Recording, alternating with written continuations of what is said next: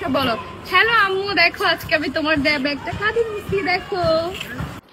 আখি আপু, তুমি কি আলিশাকে ব্যাগ পাঠাইছো?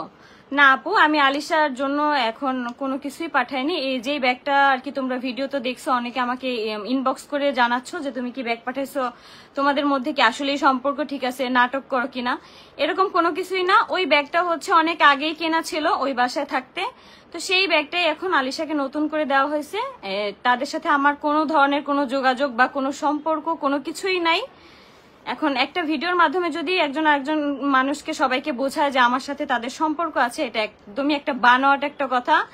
আমার সাথে কোনো যোগাযোগ, কোনো ফোন, কোনো কল, কোনো টেক্সট, কারোর সাথে কোনো কিছু হয় না, ঠিক আছে? আমার সাথে কারো সাথে কোনো ধরনের যোগাযোগ নাই।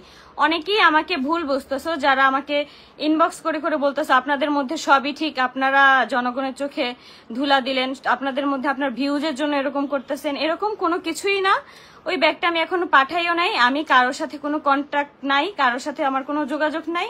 এই ব্যাগটা অনেক আগে, সেটা হচ্ছে এখন ভিডিও বানায় হচ্ছে ওরা আর কি ছাড়ছে, যার কারণে এটা আমি কোনো কিছু দেই নাই কাউকে, আমার তরফ থেকে কোনো কিছু যায় নাই।